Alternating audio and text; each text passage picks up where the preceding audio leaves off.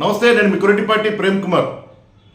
మా కానిస్టేబుల్ కొడుకు deputy CM గారు పవన్ కళ్యాణ్ గారు జగన్మోహన్ రెడ్డి గారు అధికారం ఉన్నప్పుడు జగన్మోహన్ రెడ్డి గారు మాటతో కామెంట్ చేస్తూ ఉన్నాడు. ఏ జగన్, నువ్వు మాట్లాడితే పరదల మీద తిరుగుతూ ఉంటావు, నువ్వు సీఎంఏ ఉండి ప్రజలను కలవు అని చెప్పేసి హేళనగా మారుతూ ఉండేవాడు. అదే కానిస్టేబుల్ కొడుకు గారిని, ఒక కానిస్టేబుల్ కొడుకు గారిని అడుగుతా ఉన్నా, నువ్వు డిప్యూటీ సీఎంగా ఉన్నావు, అధికారం వచ్చి నెల కాలేదు, నువ్వు అప్పుడే ఇనప చెవులో గిల్స్ పెట్టుకొని గిల్స్ మధ్యలో అర్జీలు తీసుకుంటా ఉన్నావు.